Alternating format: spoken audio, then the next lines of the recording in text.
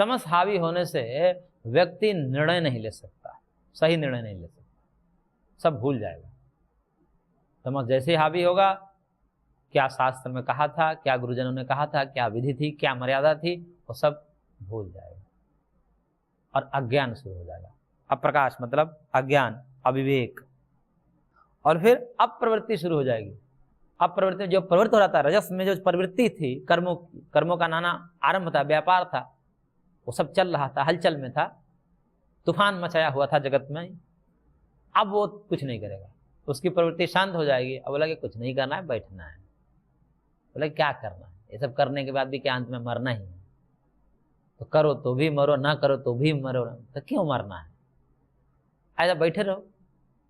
तो उस समय जो है वो क्या करेगा, अब प्रवृत्त होगा, प्रवृत्ति नहीं होगी, कर्म में प्रवृत्त नहीं होगा, बस खाना सोना पड़े रहना, ये शुरू हो जाएगा उसका।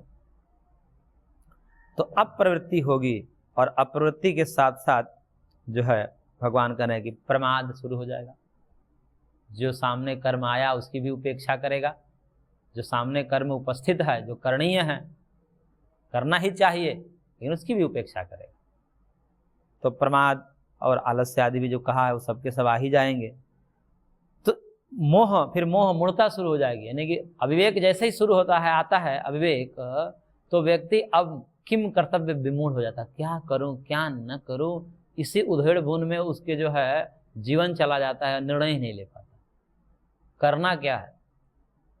ये मूर्ता, आजकल ये मूर्ता और बढ़ती जा रही है, निर्णय नहीं लेने पाने की। जैसे निर्णय ही नहीं ले पाते बच्चे की शादी करनी है या नहीं करनी है, निर्णय नहीं ले पा रहे हैं। अरे शादी करनी है नहीं, दो ही मार्ग है, या तो शादी करनी है तो बाबा जी बनना है। बाबा जी बनने नहीं रहे हैं और शादी कर नहीं रहे हैं, तीसरा कोई मार्ग ही नहीं है। और तीसरा मार्ग खोज रहे हैं, मिल ही नहीं रहे उनको, मिलेगा भी कहाँ, दो ही जब मार्ग ही है तो तीसरा कहाँ से मिलेगा। और तीसरा जो भी मार्ग निकालेंगे वो दुख का ही घर होगा, क्योंकि कहीं जाने के दो रास्ते हैं और कोई तीसरा रास्ता बनाना शुरू करेगा तो क्या खाएगा, चुटिल होगा। अरे बने बनाए जो रास्ते हैं उस पर आराम से चले जाइए, दो रास्ते हैं, दोनों में से कोई साथ, दोनों रास्ते अंततः तो भगवान तक ही ले जाने के लिए बनाए गए हैं।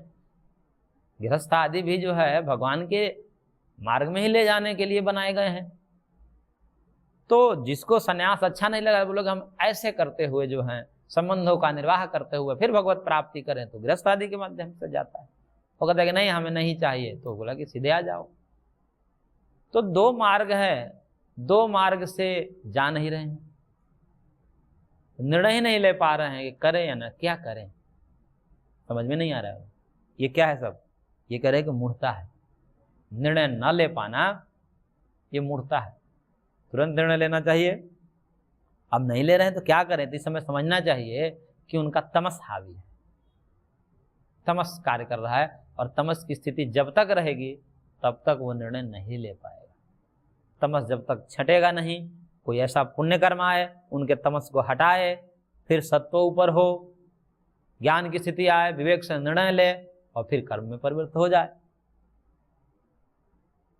अन्यथा अब ये किसका कैसा कर्म है ये भगवान जाने, ये सब जो है पूर्व कर्मों के आधार पर ये होता है। पूर्व कर्म के आधार पर व्यक्ति सात्विक राजसिक तामसिक होता है। तो कोई तो सात्विक जन्म से ही हो जाता है, कोई जन्म से ही राजसिक होता है, और कोई जन्म से ही तामसिक हो जाता है, खटिया पर उठने का नाम ही नहीं लेता। तब क्या कहा जाए इसको, इसको कहा जाएगा प्रारब्ध इसका ऐसा है कि इसको सुला रहा है, इसको चंचल बना रहा है। और कोई सात्विक है, शांत है, उसका चित्त शांत रहता है, सोचने समझने की शक्ति उसको जन्म से ही ऐसे प्राप्त हो जाती है कि छोटे छोटे बच्चे बड़े बड़े बूढ़े जैसे बात करने लगते हैं। उस समय समझना चाहिए उनका विवेक कम उम्र में ही जागृत हो जाता है, और वैसी बातों पर विचार करते हैं जो सामान्य रूप से चिंतन में नहीं आते, वैसे बात बोलने लगते। तो समझना चाहिए कि ये पूर्व जन्म में ये सात्विक था, अब जो है सत्व प्रधान इसका जन्म ही हो गया। तो ये सब पूर्व जन्म के कर्मों का खेल है, कैसा क्या कर्म है। कर्म वैचित्र्यात् सृष्टि वैचित्र्यम, महर्षि कपिल कहते हैं। ये सात्विक राजसिक तामसिक लोग देखने में आते हैं, ये सब जो है पूर्व जन्म के कर्मों का फल है। ये विचित्रता क्यों देखी जा रही है? वैसे आगे कहेंगे भगवान, प्राधान्य रूप से देखा जाए तो मनुष्य जो है राजसिक होता है। प्राधान्य रूप में यदि देखा जाए तो मनुष्य राजसिक होता है। उसको नाना प्रकार का ऐश्वर्य, भोग, विलास ये सब पसंद होता है। विषयों में आसक्ति, नाना प्रकार के तृष्णा, ये सब मनुष्य चाहता है। इसलिए अधिकतर प्रायः मनुष्य का जो स्वभाव होता है वह राजसिक होता है। और उसमें से जो है कुछ एक लोग सात्विक में होते हैं। सात्विक सब नहीं होता, बहुत कम लोग होते हैं। पूर्व जन्म का ऐसा अभ्यास होगा, कर्म होगा तो सात्विक होते हैं, नहीं तो अधिकतर जो हैं वह राजसिक में आते हैं। और उसकी अपेक्षा जो है, राजसिकों की अपेक्षा जो है फिर आते हैं तामसिक, आलसी व्यक्ति। आलसी कोटि के व्यक्ति जो हैं वो भी होते हैं, परंतु वो भी कम ही होते हैं। ऐसा तो मनुष्य पर आजकल ज़्यादा तामसिक ही दिख रहे हैं। पर तो ऐसा तामसिक नहीं है कि भाई उसको अपना कुछ करना ही नहीं है, कुछ तो करना ही पड़ता है, क्योंकि भगवान ने मनुष्य शरीर ही ऐसा दे दिया है कि कुछ किए बिना तो तुम्हारा पेट ही नहीं भर सकता।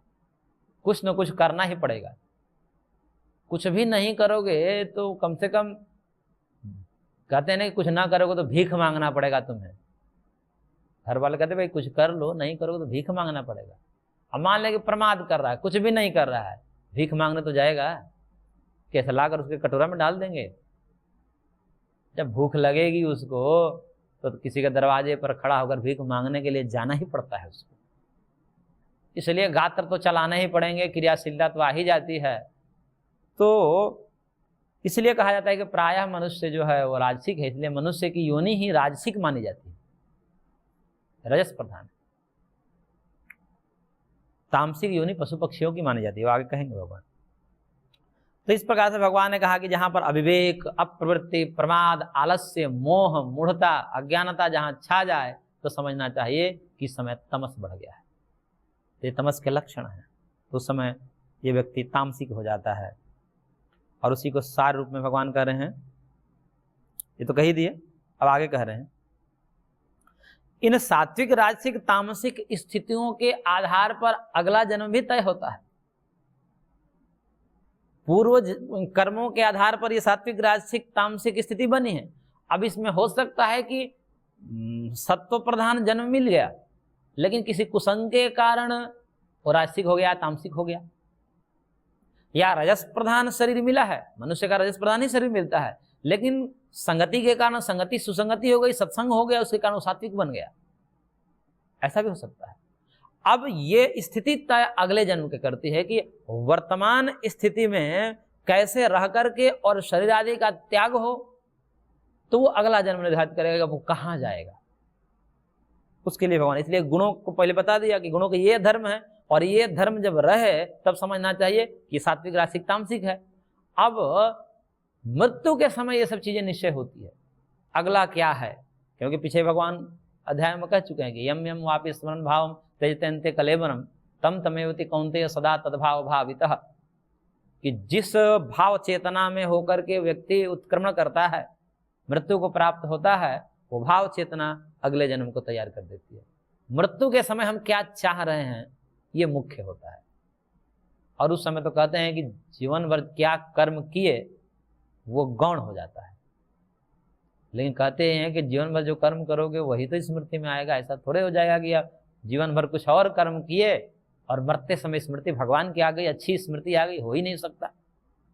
विद्यार्थी 6 महीना जो पढ़ेगा वही तो एग्जाम में लिखेगा। 6 महीना पढ़ा नहीं, एग्जाम में आ जाए, लेकिन नियम तो ये है कि एग्जाम में यदि लिख दिया तो कर्म नहीं देखा जाएगा, कितने घंटा उसने पढ़ा, कैसे पढ़ा, क्या पढ़ा, ये सही नहीं। परीक्षा की घड़ी में वैसे जो है पेपर तैयार किया जाता है शिक्षक के द्वारा, कि वो पूरा सार निकाल लेता है कि बच्चा क्या पढ़ा है, और उसके लेख से ऐसे प्रश्न दे देगा और उसका जवाब उस प्रकार से वो दे रहा है, तो ये मान लेगा, वो निकाल लेगा निर्णय कि ये पढ़ा है, मेहनत किया है। ऐसे भगवान को ज़्यादा देखना नहीं है। और वैसे तो हर एक कर्मों का साक्षी भगवान है, परंतु एक क्षण में निकाल लेते हैं सार मृत्यु के समय क्या भाव है, क्या चाह रहा है। जीवन भर मान लीजिए कुछ ऊपर नीचे हो भी गया, जीवन है ऊपर नीचे हो जाता है, लेकिन इसलिए कहते हैं कि अंतिम समय बना ले जो। इसीलिए कहा जाता है, हालांकि जोर तो इस बात पर दिया जाता है कि भक्ति, भजन, सात्विकता, धर्म का काम जन्म से हो, बचपन से हो तो अत्यंत श्रेष्ठ है। बचपन से न है, कोई जवानी में सुधर जाए तो चलो वो भी ठीक है, परंतु कोई बुढ़ापे में भी सुधर जाए तो भी कल्याण है। ऐसा नहीं है कि जो है वो जवानी में कुछ कर्म किया है अब सुधर नहीं सकता, ऐसा नहीं। वहां से सुधर जाए, चिंतन सुधार ले, चिंतन ही सुधार, और कुछ नहीं सुधारना है, चिंतन सुधारना है। चिंतन सुधर गया और मरते समय वैसा ही चिंतन बना रहे, सात्विक चिंतन बना रहे, सत्व प्रधान होकर के देह का त्याग करे, तो भगवान कहे हो गया काम उसका, वो अधोगति को प्राप्त नहीं होगा। इसलिए ये सन्यास आदि का भी क्रम से जो सन्यास देते हैं, क्रमिक सन्यास, तो वह जो है 75 साल के बाद देते हैं।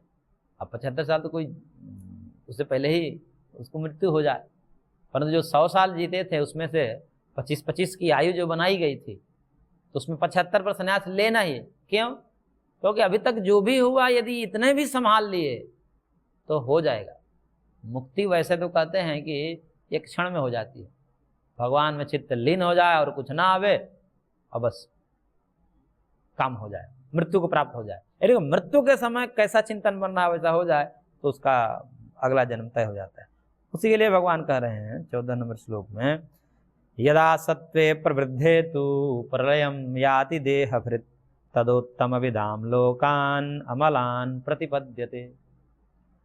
कह रहे हैं कि यदा देहभृतम, जब यह मनुष्य देहधारी जो है सत्वे प्रवृद्धे प्रलयम याति, सत्व प्रधान होकर के, प्रलय अर्थात मृत्यु, प्रलय मतलब इसका प्रलय, हमारा प्रलय व्यक्तिगत प्रलय तो मृत्यु ही है। तो जब सत्व प्रधान होकर के मृत्यु को प्राप्त होता है कोई व्यक्ति, तदा उत्तम विदाम अमलान लोकान प्रतिपद्यते, तब वह उत्तम लोक को प्राप्त होता है। और कैसे लोग? उत्तम विदाम यानी कि उत्तम लोक को जो जानने वाले हैं या जो उत्तम लोक को प्राप्त हुए हैं, ऐसे ज्ञानियों के लोक में वह उसको अमलान विशेषण दिया। कैसा लोक है? अमलान यानी कि विमल, निर्मल, स्वच्छ, ऐसा वहां वातावरण होगा कि जो है एकदम स्वच्छ वातावरण में जन्म लेगा। जन्म से ही धार्मिक, सब वहां धर्म में लगे होंगे, ज्ञान में रत होंगे, कोई कर्म, कोई अधर्म का कर्म नहीं करेगा। यदि सत्व प्रधान होकर के वह मृत्यु को प्राप्त होता है, सात्विक वृत्तियों के साथ मृत्यु को प्राप्त होता है, तो वह ऐसे निर्मल दिव्य लोकान प्रतिपद्यते, दिव्य लोकों को प्राप्त होगा, उसका अधोगमन नहीं होगा। तो ये मृत्यु, देखिए मृत्यु में भी कोई सुधर जाए तो भी कहते हैं कि बड़ी बात है। इसलिए भागवतकार तो कहते हैं कि जो है 7 दिन में मुक्ति दिलवा दिया सुखदेव जी ने, मात्र 7 दिन में। और 7 दिन में छोड़ दीजिए, कुछ एक घड़ी में, ऐसा भी आता है वर्णन कि कुछ एक घड़ी में अंतिम पल बचा था, अंतिम पल। एक महर्षि का नाम आता है खट्वांग, वह रघुवंशियों में भी एक बहुत प्रतापी वीर राजा हुए हैं, खट्वांग। उनको कहते हैं कि 48 मिनट में समय था उनके पास, 48 मिनट, वैसा उपदेश गुरु ने दिया, मुक्त हो गए। 48 मिनट। अरे कि उतने में तो वृत्ति बनानी है, अपना चिंतन सुधार लेना है। चिंतन मरते समय जिसने सुधार लिया, अब वही सुधार सकता है कि थोड़ा बहुत चिंतन का अभ्यास किया है तो न भी किया है। और यदि किसी कारणवश हो जाए, कोई गुरु कृपा हो जाए या किसी प्रकार से ऐसा प्रारब्ध आ जाए कि वो चिंतन बन जाए, तो मुक्त करा देगा। ये बड़ा खेल है। जैसे कहते हैं ना कि परीक्षा में चीट करके भी कोई पास कर देगा तो पास तो मानना ही पड़ेगा। उस समय ये थोड़ी देखा जाएगा क्या कर्म किए हो, कितना पढ़े हो ना। परीक्षा का उत्तर, परीक्षा में जो प्रश्न पत्र बना उसका उत्तर सही सही दे दिए, पास। ऐसे ही मृत्यु के समय में भी कोई अपना चिंतन सुधार लेता है तो फिर पीछे क्या कर्म किया है वो सब गौण हो जाता है। तो वो कर्म क्या करता है? अब ये प्रश्न उठेगा कि भाई जीवन भर कर्म किया, उनका क्या होगा? वो फल नहीं देंगे। एक तरफ तो ये कहा जाता है कि भाई जो भी कर्म किए उसका फल प्राप्त होना है, परंतु वो दब जाते हैं, पेंडिंग में चले जाते हैं। उस समय क्या कहते थे, जीवन भर राजसिक कर्म किया, जीवन भर राजसिक कर्म किया, और मरते समय उसकी वृत्ति सात्विक हो गई, मरते समय उसकी वृत्ति सात्विक हो गई, सत्वमय, धर्ममय, प्रकाशमय, ज्ञानमय स्थिति हो गई, और तब उसकी मृत्यु हो रही है। तब बाकी जो अब वर्तमान में इस जन्म में जो कर्म किया है राजसिक कर्म, वो सब के सब पेंडिंग में चले जाते हैं। और वह सात्विक वृत्ति का परिणाम यह हुआ कि अब उसके पूर्व वाले संचित कर्मों में, पूर्व जन्म, उससे भी पूर्व जन्मों में जो जो अच्छा कर्म किया होगा ना, वो सब के सब इकट्ठा फलोन्मुख होकर के अच्छा शरीर दे देंगे भगवान। हालांकि वो किया हुआ है उसका नष्ट नहीं होगा, कभी ना कभी मिलेगा, लेकिन फिलहाल उसके उत्तर काल में जो होने वाला है, यानी कि उसका उत्तर जन्म होने वाला है, आगे वाला जन्म जो होने वाला है, वो खराब नहीं होगा। ये कर्म आगे मिल सकता है, लेकिन इतना पक्का है कि यदि अंतिम समय में बना लिया तो उसका फल ये होगा कि उसके संचित कर्मों से वही वही कर्म, अच्छे वाले कर्म जो सात्विक कर्म है, वही फलोन्मुख हो जाते हैं, और उससे अच्छा शरीर मिल जाता है, सुखमय शरीर मिल जाता है। तो तत्काल बाद उसको दुख नहीं होगा, भले उसके बाद में हो सकता है वो कर्म पीछा नहीं छोड़ेगा, क्योंकि जन्म कोटि सतही रखी, करोड़ों जन्मों के बाद भी जो है कर्म साथ नहीं छोड़ता, परंतु तत्काल बाद तो उसकी अच्छी योनि मिल ही जाएगी। और ऐसे ही करता रहे तो हो सकता है वो मिलता ही रहे। अब किसी के साथ ऐसा संयोग बन जाए, परंतु ये संयोग है तो बनता नहीं जल्दी। तो भगवान कह रहे कि जब सत्व प्रधान होकर के मृत्यु को प्राप्त, सत्व प्रधान मतलब जो जो गुण बता दिए गए हैं वो सारे के सारे गुण मरते समय यदि है, तब जो है वो दिव्य लोगों को प्राप्त होगा, प्रकाशमय लोगों को प्राप्त होगा, जहां पर ज्ञानी ही रहते हैं, ऐसे लोग को प्राप्त होगा। तो ये सत्व प्रधान मृत्यु है, रजस प्रधान भी मृत्यु होती है। तब कह रहे हैं उसमें कैसे पता चले, तो आगे कह रहे हैं कि रजसी प्रलयम गत्वा कर्म संगेषु जायते तथा प्रलीनस्तमसी मूढ़ योनिषु जायते। रजस और तमस को दोनों को यहाँ पर बता दिए कि श्लोक में भगवान ने। और भगवान ने कहा कि रजसी प्रलयम गत्वा, यानी कि रजस प्रधान होकर के जब मृत्यु को प्राप्त होगा तो कर्म संगी सुजायते, कर्म योनि में जाएगा। कर्म योनि क्या है, मनुष्य योनि। ये करना है, वो करना है, ये करना है, वो करना है, नाना प्रकार का भी कर्म छूट गया है। मरते समय ये होता है ना, कभी कर्म अधूरा रह गया, अभी हमें ये करना था, अभी देश की सेवा करनी थी, अभी ये करना था हमको, अभी धर्म की स्थापना करते, हो नहीं पाया, या घर गृहस्थी के काम अभी अधूरा रह गया, अब ये नहीं हुआ, अब ये नहीं हुआ। इस प्रकार की भावना से लेकर के वो मरता है, या लोभ को लेकर मरता है, लोभ, आसक्ति, तृष्णा आदि को लेकर के वो मरता है, किसी प्रकार से कामनाएं अधूरी रह गई। तब भगवान कहते हैं कि रस प्रधान यदि उसकी मौत होती है, मृत्यु होती है, तो वह कर्म संगी सुजायते, कर्म योनि में जन्म लेगा। और कर्म योनि क्या है, मनुष्य योनि को ही कर्म योनि कहते हैं। मनुष्य ही एक ऐसी योनि है जो कर्म प्रधान है। कर्म प्रधान विश्व रचिराखा, जो जस करहि सो तस फल चाखा। तो ये कर्म प्रधान योनि है।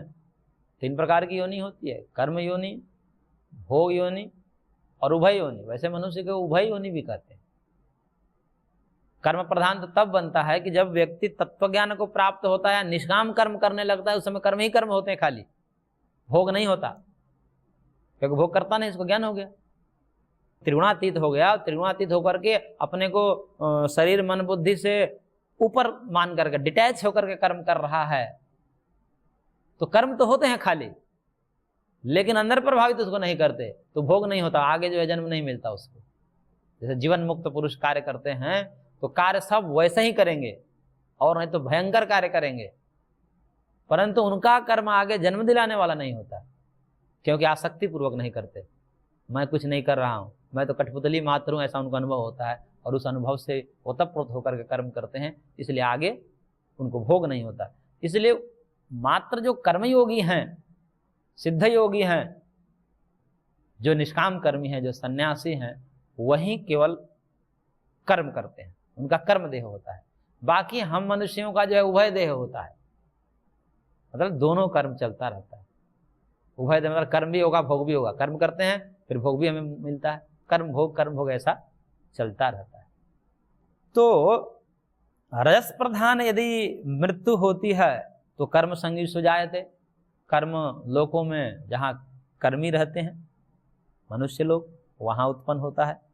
और ऐसे तथा प्रलीनस तमसी, और जहाँ तमसी प्रलीन यानी कि तमह प्रधान होकर के, तमस प्रधान होकर के मरता है, तमस प्रधान होकर, तमस प्रधान मतलब निद्रा में ही मृत्यु हो गई। सोए सोए मृत्यु अच्छी नहीं मानी जाती। जिसकी सोए सोए रात में मृत्यु हो जाए, सोए सोए पता चले कि सोए ही रह गए, तो करेगी ये अच्छा नहीं है। क्योंकि अब मरने वाला पता ना जागृत में मरा है, रात में ही मरा है, परंतु रात में ही जागृत अवस्था में मरा है, जगकर मरा है, या सोए में ही मर गया। अब ये तो हम नहीं जान सकते, ऐसा नहीं कह सकते कि जिसकी रात्रि में मृत्यु हुई है सब जो है ऐसे ही हैं। क्या पता उस समय मरते समय वो जागृत हो।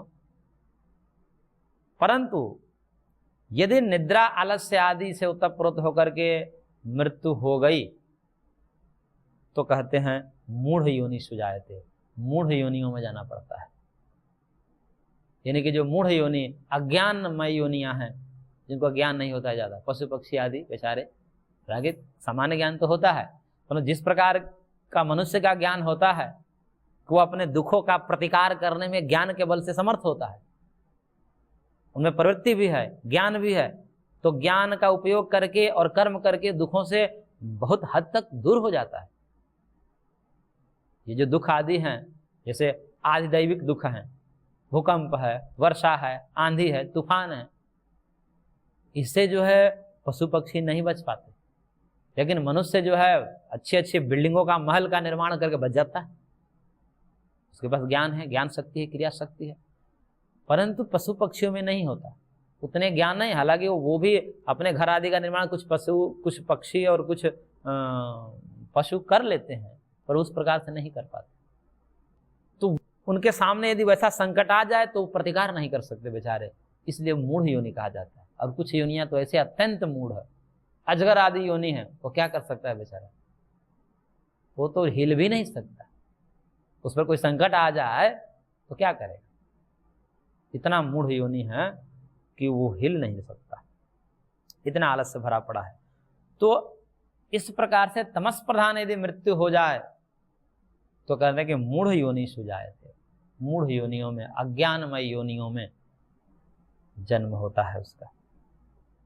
इसलिए उसके ये सार रूप में एक वचन दे रहे हैं भगवान कि कर्मणः सुकृतस्याहुः सात्विकं निर्मलं फलं रजसस्तु फलं दुःखम अज्ञानम तमसः फलम।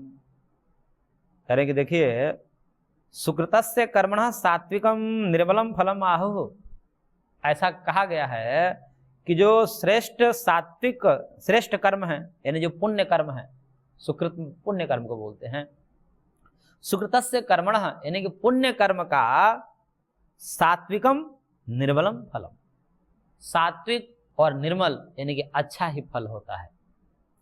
इसलिए कहा जाता है यदि अच्छा योनि चाहिए, अच्छा फल चाहिए, सुख चाहिए, इसलिए सत्व प्रधान रहिए, सात्विक कर्म करिए, पुण्य कर्म करिए। जितने पुण्य कर्म है, दूसरों की सेवा, दूसरे को सुख देना, किसी प्रकार से हम अपने को थोड़ा दुख में भी डाल करके दूसरे को सुख पहुंचाना, ये सब पुण्य कर्म माने जाते हैं।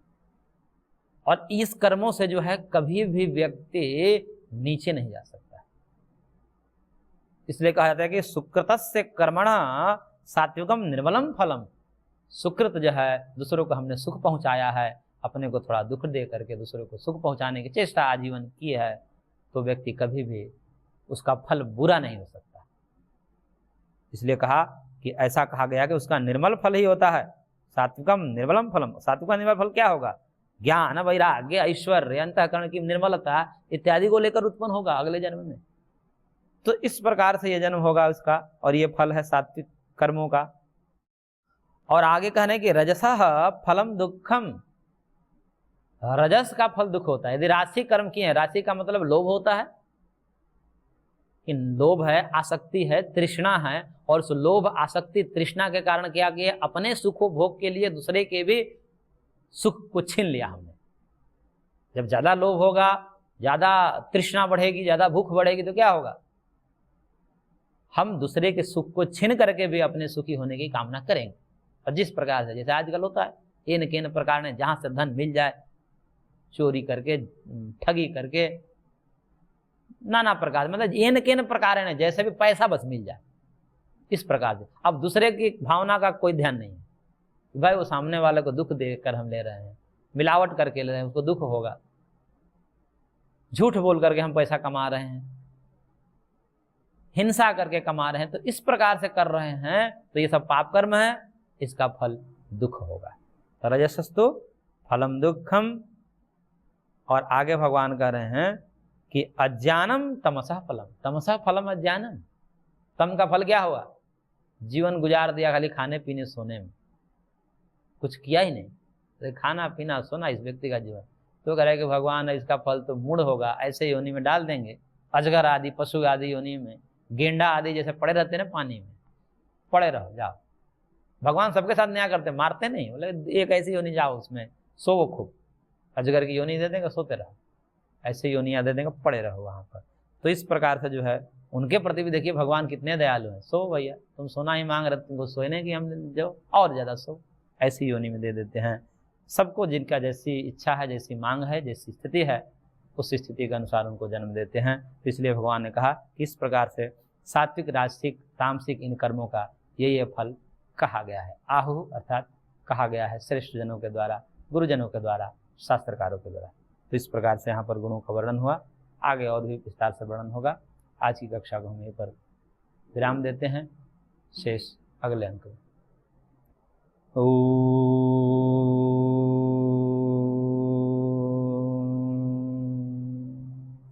शांति शांति शांति।